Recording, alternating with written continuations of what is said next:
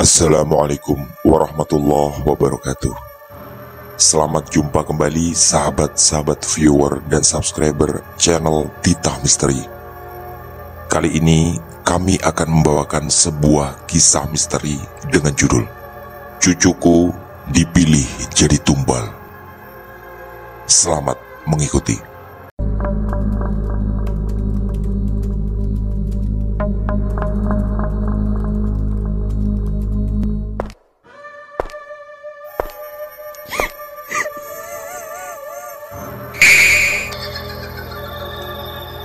Jangan pernah mengikuti kisah ini sendirian. Tak ada yang bisa menghalangi ketika maut datang menghampiri. Karena itu adalah sebuah ketetapan ilahi. Sragen 1986. Basurip terbangun dari tidur siangnya ketika terdengar suara seorang anak kecil. Ternyata itu adalah Damar, cucu kesayangannya. Anak kecil berusia 5 tahun itu pun langsung melompat ke pelukannya yang baru saja bangkit dari tidur. Bertubi-tubi ciuman dilayangkan oleh Basurip. Damar memang adalah nama yang dipilihkannya 5 tahun yang lalu. Semalam sebelum kelahirannya, Basurip bermimpi melihat kilatan cahaya benderang yang menerangi langit di atas rumahnya. Itu juga yang menjadi alasan kenapa memilih nama Damar. Dalam bahasa Jawa, Damar bisa berarti lampu. Tentu saja sang kakek berharap suatu saat Damar bisa menjadi orang yang bermanfaat dan menjadi penerang bagi mereka di sekitarnya. Setelah ciuman bertubi-tubi itu, sang cucu pun merengek. Mbah, nyuwun yotro go tumbas lilin. Basurip segera merogoh saku celananya dan mengulurkan selembar uang 5 ribuan. Kalimat sederhana itu berarti, "Mbah, aku minta uang untuk beli lilin." Setelah menerima uang, Damar pun berlari keluar kamar. Basurip segera ke kamar mandi untuk mencuci muka. Tapi langkahnya di ruang tamu segera terhenti tiba-tiba. Tak ada siapapun di sana. Alangkah mustahil Damar datang seorang diri, tanpa didampingi kedua orang tuanya. Apalagi jarak rumahnya sekitar 10 km dan berada di desa lain. Kening Basurip mulai berkerut. Hatinya segera berkata, pasti ada sesuatu yang tidak beres. Basurip yang masih bugar di usia sekitar 65 segera mengambil sepeda kayunya. Dengan sigap, dia menuju rumah Basuki, anaknya satu-satunya. Basurip pun sampai di sana sekitar setengah jam kemudian. Karena pintunya tak tertutup, Basurip langsung masuk ke ruang tamu. Di hadapannya terpampang foto pernikahan besar yang tertulis nama anak dan menantunya, Basuki dan Setianingsih. Basurip lalu disambut oleh menantunya yang biasa dipanggil Ningsih. Setelah mencium tangannya, Ningsih mempersiapkan kopi kental kesukaan sang mertua. Basurip kemudian bertanya, kenapa situasinya sepi? Ningsih hanya menjawab bahwa suaminya sedang di sawah dan Damar sedang tidur di kamar. Basurip tentu terkejut, tapi lalu berhasil menyembunyikan perasaan itu. Kemudian beliau minta diantar ke kamar Damar. Ternyata sang cucu memang sedang pulas tertidur. Setelah ngobrol sebentar dan menghabiskan kopi, Basurip pamit pulang. Beliau sempat menitipkan uang 20 ribu yang katanya untuk Damar. Basurip juga mengingatkan bahwa nanti malam adalah malam Jumat Kliwon, yang itu adalah weton kelahiran Damar. Sesuai kebiasaan, dia minta Damar dibikinkan semacam selamatan kecil-kecilan dan mengundang beberapa tetangga. Dalam tradisi keseharian Jawa, memang banyak masyarakat yang menandai kelahiran bukan hanya dengan hari dan tanggal kalender Masehi, tapi juga hari kalender Jawa. Memang 5 tahun yang lalu, Damar dilahirkan di tengah malam Jumat Kliwon. Mbah Surip mengayuh sepedanya pulang dengan semua rasa penasaran. Tentu dia bingung, siapa yang tadi membangunkannya dan lalu meminta uang. Sedangkan mata kepalanya dengan jelas melihat Damar sedang tertidur pulas di rumahnya. Pertanyaan itu pun tak terjawab, bahkan sampai sore tiba. Tapi sebagai seorang kakek, Mbah Surip punya kekhawatiran lain. Banyak hal yang mendasari itu. Rumah anaknya tadi terlihat jauh berbeda dibanding 6 bulan lalu, ketika Mbah Surip terakhir mengunjunginya. Bangunannya diperbesar dan aneka perabotan ada di sana, termasuk kursi sofa yang terlihat mahal dan juga sebuah televisi berukuran cukup besar, yang adalah barang mewah di zaman itu. Juga keterangan dari Ningsih bahwa Basuki belum lama membeli sepeda motor baru. Seharusnya itu adalah kondisi yang harus disyukurinya. Basuki, anak sematawayang, sudah jauh membaik dari sisi ekonomi. Walaupun sebagai orang tua, Mbah Surip tak mampu mewariskan harta yang banyak, kecuali sepetak sawah kecil yang kini sedang ditanami padi oleh anaknya. Entah kenapa, Mbah Surip punya kekhawatiran.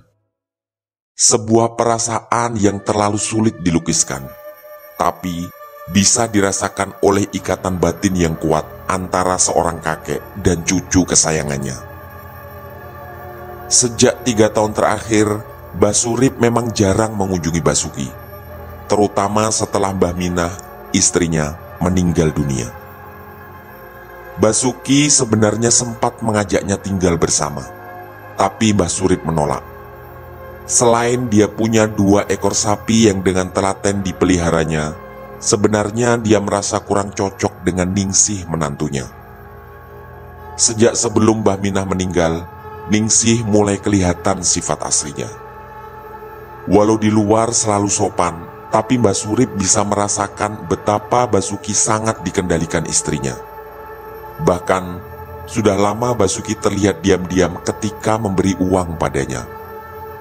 Sebenarnya, sebagai orang tua, tentu bukan itu yang diharapkan, dan Mbah Surip sering menolak pemberian Basuki. Tapi, dia bisa merasakan keinginan Basuki untuk berbakti kepadanya.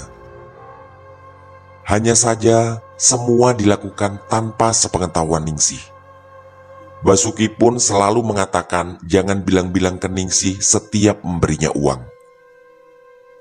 Seingatnya, dulu memang Mbah Surip sempat tidak menyetujui pernikahan mereka. Menurut hitungan Jawa ala Mbah Surip, weton hari kelahiran Basuki tidaklah pas disandingkan dengan weton Ningsih. Tapi tentu saja, itu hanyalah hasil analisa ala primbon, yang juga belum tentu kebenarannya. Apalagi, Basuki ketika itu agak memaksa karena mengaku Ningsih adalah cinta sejatinya. Mbah Surip pun hanya berdoa dan berharap anaknya semakin sukses dan semua kekayaannya didapatkan dari jalur yang diridhoi Allah Subhanahu wa Ta'ala. Setelah sholat Isya, Mbah Surip menikmati kopi dan rokok kreteknya. Selama beberapa tahun dia memang hidup sendiri, melakukan semuanya hanya seorang diri. Tapi itu dirasa lebih baik daripada harus hidup berkumpul dengan menantu yang menurutnya tak terlalu respek padanya. Tapi entah kenapa, tiba-tiba ada kekhawatiran yang berkecamuk. Dia tak mampu menerjemahkan itu, tapi firasat mengatakan dia harus bertemu dengan Damar, cucu kesayangannya. Kembali Mbah Surip mengayuh sepedanya. Itu adalah sepeda penuh kenangan yang dulu dibelinya sebulan setelah menikah dengan almarhum istrinya. Sebenarnya sempat ditawar oleh beberapa pengoleksi barang antik. Tapi bagi Mbah Surip, nilai sejarah dan nostalgia sepeda itu tak bisa dihargai dengan uang berapapun. Begitu sampai, rumah anaknya ternyata tertutup. Basurip sempat mencium aroma yang menurutnya asing. Pikirannya yang mencari kemungkinan aroma apa itu berpadu dengan firasat yang dari tadi penuh kekhawatiran. Apalagi terbayang peristiwa tadi siang ketika Damar tiba-tiba membangunkan tidur siangnya. Entahlah apa yang sebenarnya terjadi. Diketuknya pintu itu sambil mengucap salam. Setelah cukup lama, Ningsih datang membuka pintu. Wajahnya terlihat gugup. Basurip bisa menangkap itu. Dengan tenang dan berwibawa, Basurip menanyakan di mana suami dan anaknya. Ningsih sempat terdiam beberapa saat. Lalu, dengan terlihat sangat gugup lagi, dia mengatakan bahwa Damar sedang tidur. Alasannya, tadi siang terbangun tak lama setelah Basurip pulang dan lalu bermain sampai maghrib tiba. Sebenarnya itu penjelasan yang sangat masuk akal. Tapi lagi-lagi, Basurip menggunakan feelingnya sebagai seorang kakek. Kalimat yang diucapkan Ningsih setelah itu tak lagi didengarkannya. Dengan tergesa dan segala kekhawatiran yang berkecamuk, dia melangkah ke kamar tempat cucunya tidur. Ternyata dari sanalah sumber bau aneh tadi. Di atas kasur, Damar memakai baju yang di mata Basurip sangat aneh. Ada semacam goresan warna hitam di dekat kelopak kedua matanya. Entah itu apa, tapi lagi-lagi Basurip dituntun oleh nalurinya sebagai seorang kakek. Dengan sigap, Damar segera digendongnya, lalu melangkah menghampiri Ningsih yang tertunduk lesu di kursi ruang tamu. Damar terlihat pucat dan linglung. Tak ada kata apapun yang diucapkannya. Bahkan tak ada juga suara tangis di tengah kebingungannya. Matanya menatap sang kakek dengan pandangan penuh bingung. Seakan ada sesuatu sangat mengejutkan yang sedang terjadi padanya. Wajah Basurip kemudian memerah. Terlihat jelas ada amarah yang luar biasa besar. Bahkan tangan dan kakinya sampai gemetar menahan amarah itu. Ningsih yang terus menunduk tak punya nyali menatap wajah mertuanya. Lalu dengan suara keras dan menggelegar, Basurip berteriak, "Panggil suamimu sekarang!" Ningsih hanya mengangguk lalu bergegas ke kamar belakang. Dengan gugup, Basuki pun menghampiri ayahnya. Ternyata dia juga membawa aroma aneh yang sama. Dalam posisi menggendong Damar, Basurip berdiri penuh kemarahan. Lalu Basuki ditamparnya dengan sangat keras. "Aku tak pernah menyangka kalian sehina ini." Basuki hanya tertunduk dan tak berkutik. Basurip terlihat sangat yakin dalam kemarahannya. Dulu, ketika dia remaja, dia pernah mendengar penjelasan tentang pesugihan. Dan apa yang tadi dilihatnya di kamar Damar mengingatkannya pada satu hal yang sangat mengerikan, yaitu ritual persembahan tumbal. Sebenarnya belum ada kepastian tentang apa yang ada di benaknya. Tapi melihat reaksi anak dan menantunya, mereka tentu sedang atau telah berbuat kesalahan yang amat sangat besar. Basurip semakin yakin dengan apa yang ada dalam pikirannya. Spontan, Basuki bersimpuh dan menangis sambil memegangi kaki ayahnya. Ningsih yang terkejut lalu juga mengikutinya. Mereka berdua benar-benar makin tak berkutik. Damar tetap terlihat linglung dengan tatapan kosong yang masih mengerikan. Dari arah kamar belakang lalu terdengar suara gaduh, seperti ada keributan atau semacamnya. Basuki tak berani ke sana. Amarah ayahnya benar-benar sedang sangat memuncak. Basurip lalu perlahan berjalan menuju kamar belakang bersama Damar yang masih ada di gendongannya. pintu kamar yang tertutup itu segera ditendangnya, dan mata Mbak Surip terbelalak seketika. Di lantai dan di atas kasur terdapat aneka bunga berhamburan. Mbak Surip semakin yakin dengan apa yang ada di pikirannya. Lalu, pintu kamar itu ditutupnya dengan sangat keras. Kegaduhan itu bahkan membuat beberapa warga mendatangi rumah Basuki. Beberapa lelaki tua langsung menuju ruang tamu karena tentu penasaran apa yang sedang terjadi. Hingga suara keributan itu terdengar begitu kuat. Dengan canggung, Basuki menghampiri mereka dan mengatakan bahwa ini hanyalah masalah keluarga. Dan Basuki memohon agar mereka semua kembali pulang. Mereka pun pulang, sambil beberapa di antaranya terlihat saling berbisik. Mbak Surip lalu kembali duduk, dan di hadapannya Basuki dan Ningsih terus menundukkan wajah. Air mata Mbak Surip pun kemudian mengucur deras, tapi kemarahannya tak sedikit pun mereda. Di hadapannya Basuki juga terlihat menangis sesenggukan, yang kemudian juga diikuti istrinya. Mbak Surip menghela nafas panjang, kemudian memerintahkan Basuki dan Ningsih membaca ayat kursi dengan suara keras. Kali ini perintah Mbak Surip seperti sebuah instruksi yang tak mungkin bisa ditentang. Mereka pun berdua terlihat gugup, terutama Ningsih yang begitu kesulitan menyelesaikan bacaannya. Dan tepat setelah Basuki menyelesaikan bacaannya, pecahlah tangis pertama Damar, dan pelukan sang kakek semakin erat mendekapnya.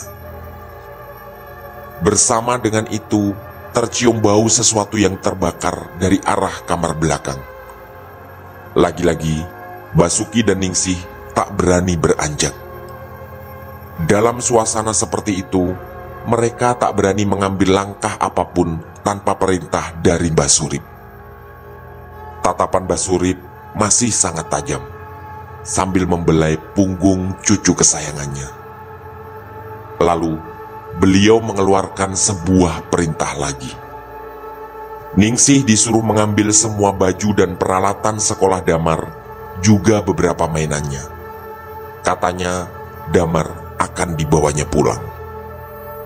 Ningsih sempat memandang Basuki penuh tanda tanya, tapi dengan sekali bentakan, dia pun segera melaksanakan apa yang disuruh Mbak Surip. Kemudian, Basuki bersimpuh lagi di kaki Mbak Surip. Tangisnya semakin menjadi. Dalam suara tangisnya, dia mengakui bahwa jalan yang ditempuhnya adalah salah, tanpa menjelaskan lebih lanjut apa yang sedang dijalaninya. Dia yakin Mbak Surip mengetahui jalan hina itu. Lalu, dengan menunjuk-nunjuk wajah Basuki, Mbak Surip mengeluarkan suara yang sangat menggelegar. Aku tak mau kehilangan Damar, bahkan ada nyawaku taruhannya. Kalimat itu membuat Basuki semakin menunduk, dan tangis yang semakin keras. Tak sedetik pun dia berani mendongakkan muka. Dalam hati, dia sangat sadar. Sebesar apapun rasa sayang Mbak Surip padanya, kesalahannya kali ini benar-benar sulit dimaafkan. Setelah pakaian, peralatan sekolah, dan mainan Damar disiapkan, Mbak Surip segera memasukkannya ke sebuah plastik hitam besar dan mengikatnya di sepeda. Dan saat itu juga, dia minta Basuki mengantar Damar ke rumahnya. Kata Mbak Surip, Damar akan tinggal di sana selama seminggu. Dan lagi, ada sebuah TK tak terlalu jauh dari rumahnya. Basuki dan Ningsih lagi-lagi tak berani menantang. Mbak Surip segera pulang dengan sepeda kayunya, dan Damar diantar oleh Basuki dan Ningsih dengan sepeda motor. Sesampai di sana, kemarahan Mbak Surip masih belum mereda. Damar yang ditanya oleh sang kakek untuk tinggal bersamanya langsung mengangguk. Lalu, dengan tatapan yang aneh pada ibunya, dia mengatakan kalimat pendek yang sangat mengejutkan. "Ibu jahat." Lalu segera menenggelamkan kembali wajahnya pada dekapan Mbah Surip. Basuki dan Ningsih terus menangis. Tak terhitung berapa kali mereka berdua bersimpuh di kaki Mbah Surip sambil terus mengucapkan maaf. Tapi lagi-lagi, tentu saja hal seperti ini sangatlah tidak mudah untuk dimaafkan. Kemudian, amarah Mbah Surip perlahan mereda, walau belum benar-benar hilang. Beliau berkata, mungkin Damar tinggal bersamanya lebih dari seminggu. Yang jelas, semua tergantung dari perkembangan mereka. Mbah Surip juga menegaskan, jika mereka tak menghentikan ini semua, Damar tak akan diperbolehkan lagi pulang. Lagi-lagi Basuki dan Ningsih menunduk. Tak ada kata atau kalimat apapun yang berani dilontarkan. Setelah suasana sedikit tenang, Basuki dan Ningsih lalu pamit pulang setelah mencium tangan Mbah Surip. Mbah Surip memandangi Damar dengan berderai air mata. Lalu, setelah berkali-kali mencium sang kakek, Damar segera mengajaknya bermain mobil-mobilan yang baru dibawa dari rumah. Damar juga sempat bertanya kenapa sudah lama Mbah Surip tak pernah datang. Mbah Surip hanya terdiam sambil berkaca-kaca, lalu memeluknya lagi. Mereka pun terlibat permainan dan entah berapa puluh atau ratus kali Mbah Surip mencium pipi dan kening sang cucu kesayangan. Sekitar jam 3 malam, karena kecapean, Damar pun tertidur di pelukan Mbah Surip. Ada perasaan lega di hati lelaki tua itu. Walau tentu saja, semua kegalauan dan sakit hati belum benar-benar bisa dihilangkannya. Keyakinannya bahwa anak dan menantunya sedang menjalani pesugihan dan menumbalkan Damar benar-benar menghiasi benaknya. Mbah Surip pun bersyukur. Dia datang benar-benar di saat yang tepat. Andai dia tidak datang tadi, entah apa yang akan menimpa Damar. Karena apa yang terlihat di kamar tadi benar-benar mengingatkannya pada ritual persembahan tumbal. Tak lama setelah membaringkan Damar di kasur lusuhnya, terdengar suara ketukan di pintu depan. Firasat Mbah Surip mengatakan, ini masih ada hubungan dengan peristiwa tadi. Perlahan, dia melangkah dan membuka pintu itu. Ternyata, yang berdiri di depannya adalah sesosok tinggi besar berbadan tegap dengan bulu menutupi sekujur tubuhnya. Dan kepalanya adalah kepala seekor babi. Mbah Surip yang telah banyak makan asam garam kehidupan tak gentar sedikit pun. Kedua makhluk beda alam itu saling berpandangan. Mata sosok berkepala babi itu menatap tajam Mbah Surip sambil mengeluarkan dengusan keras dan menjijikkan. Bau amis busuk juga tercium dari mulut dan hidungnya. Lalu, dengan sedikit membungkukkan tubuh tingginya, sosok itu berkata, "Aku minta ganti, karena ini Jumat Kliwon." Kemudian, dalam sekejap, terdengar hembusan angin yang menelan sosok itu, hilang di keremangan dini hari. Mbah Surip segera menutup kembali pintunya dan masuk ke kamar. Dipandanginya wajah Damar yang sedang terlelap. Sesekali dia terlihat tersenyum. Mungkin sedang bermimpi bermain bersamanya, seperti tadi sebelum tidur. Anak itu terlihat tampan dan lucu, dan sebagian wajahnya mengingatkan pada Mbah Minah, sang istri tercinta, yang dulu juga sangat menyayangi Damar. Banyak pertanyaan berkecamuk di pikirannya, sampai Mbah Surip tak mampu memejamkan mata. Tak ada yang benar-benar terjawab, selain sebuah dugaan kuat, bahwa semuanya pasti saling berhubungan. Basuri pun menghabiskan sisa malam itu dengan duduk di atas dipan, sambil terus mengamati cucunya yang sedang terlelap. Kalimat yang diucapkan sosok berkepala babi tadi sangat jelas dan terus teringat di benaknya. Dan dia tak ingin dalam sekejap pun lengah dari mengawasi Damar. Di luar, terdengar suara jangkrik dan burung malam yang bersaut-sautan. Juga suara kodok dari sawah di belakang rumahnya, yang memang tadi sore sempat terguyur gerimis. Itu semua menciptakan suasana sejuk yang bercampur ketegangan. Sampai sayup-sayup terdengar kumandang adzan subuh. Basuri pun melangkah ke kamar mandi untuk mengambil wudhu. Tak seperti biasanya, kali ini dia sholat di rumah, tepatnya di dalam kamar. Ada rasa khawatir jika harus meninggalkan Damar ke musola. Beberapa lama setelah sholat, terdengar suara sepeda motor di depan rumahnya. Basuri hafal, itu adalah suara sepeda motor Basuki. Dan benar saja, dengan tergesa Basuki memeluk Mbah Surip dengan tangis yang terus terdengar.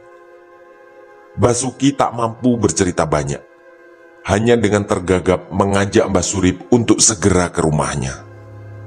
Mereka pun berboncengan, dan Damar yang masih tertidur ada di pelukan kakeknya. Sesampai di sana, ternyata apa yang tak sanggup diceritakan Basuki adalah sebuah berita duka. Tubuh Ningsih sudah terbujur kaku ditutupi selembar kain. Banyak warga yang telah berkerumun di sana. Mbah Surip sempat membuka penutup kain itu, dan memang Ningsih sudah tak bernyawa. Damar yang masih tertidur lalu dibaringkan di kamar belakang yang sudah terlihat bersih. Warga pun segera mengurusi prosesi pemandian sampai penguburan jenazah. Sekitar jam 7 pagi, jenazah diberangkatkan ke pemakaman. Mbah Surip tetap tinggal di rumah karena Damar belum bangun juga. Selain itu, ada beberapa ibu yang terlihat di dapur. Entah apa yang terjadi di pemakaman, karena sampai jam 10, rombongan belum juga datang. Di dalam kamar, Mbah Surip sempat mendengar suara bisik-bisik dari beberapa ibu yang ada di dapur. Salah satu dari mereka bercerita bahwa sekitar jam 4:30 terdengar teriakan Ningsih yang sangat mengagetkan. Begitu warga datang, Ningsih tertawa-tawa, lalu menari sambil perlahan melepaskan pakaiannya satu persatu. Basuki yang sambil menangis berusaha menghalanginya, ditampar berkali-kali.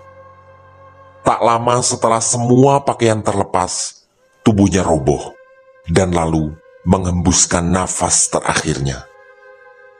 Sebelum nafas terakhir itu, katanya sempat terdengar suara dengusan seekor babi yang sangat menyeramkan.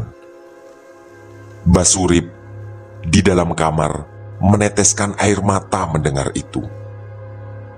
Jika memang semua dugaannya benar, berarti keselamatan Damar harus dibayar sangat mahal, yaitu kehilangan ibundanya. Mbah Surip pun lalu teringat peristiwa tadi subuh ketika sosok berkepala babi menghampirinya, yaitu dia minta ganti.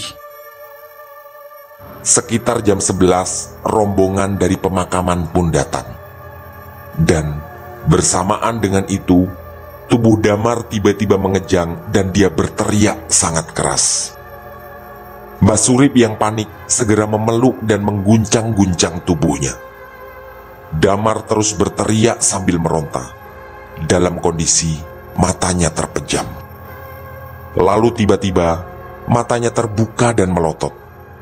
Bola matanya terlihat berwarna putih pucat. Tak ada warna hitam sedikit pun di dalamnya. Kemudian dari mulut Damar terdengar suara berat dan serak. Aku telah pergi. Setelah itu tubuh Damar melemas. dia menangis dan lalu terbangun. Basurip mendekap erat sang cucu di hadapan beberapa warga yang tadi berlari masuk ke dalam kamar. Pemandangan itu menyayat hati setiap orang yang menyaksikannya. Suara-suara sumbang yang beredar tentang prosesi pemakaman pun tak didengar oleh Basurip lagi. Dia hanya tenggelam dalam air mata sambil terus memeluk Damar. Apalagi dia berkali-kali menanyakan di mana ibunya. Basuki yang juga terus menangis dan meronta sempat beberapa kali pingsan. Sampai beberapa sesepuh desa dan tokoh agama harus menenangkannya. Hari itu benar-benar sebuah tragedi. Rumah megah Basuki menjadi saksi bisu rangkaian peristiwa yang sulit dijangkau akal manusia. Hari demi hari berlalu, dan perlahan Damar bisa melupakan kepergian ibunya. Pernah suatu hari dengan terbata dia bercerita pada sang kakek bahwa dia bermimpi ibunya datang, digandeng seorang berkepala babi. Katanya, sang ibu tak mengucapkan apapun, hanya melambaikan tangan padanya. Damar kemudian tak mau lagi tinggal di rumahnya. Katanya, tinggal bersama sang kakek lebih seru dan menyenangkan. Beberapa bulan kemudian, rumah Basuki ditinggali orang lain. Rumah itu dijual sangat murah, tak sampai setengah dari harga wajar yang seharusnya.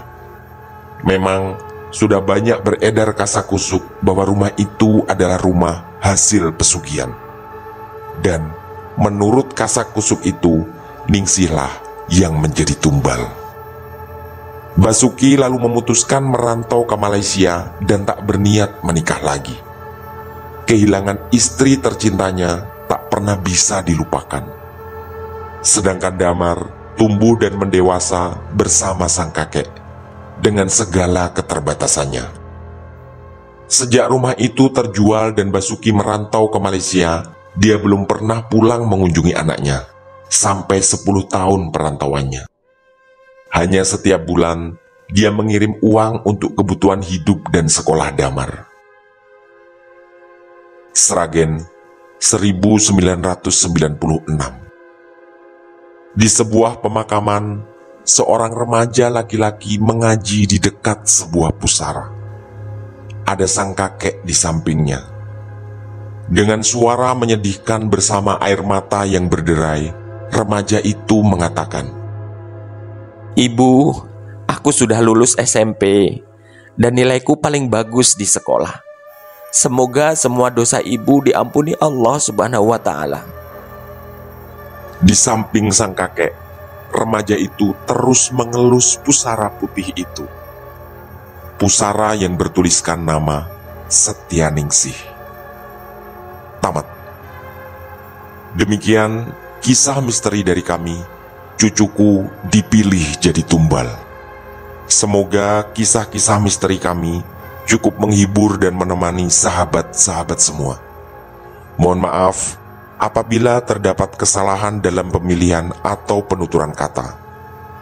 Kami dari tim Titah Misteri mengucapkan terima kasih. Dan wassalamualaikum warahmatullahi wabarakatuh.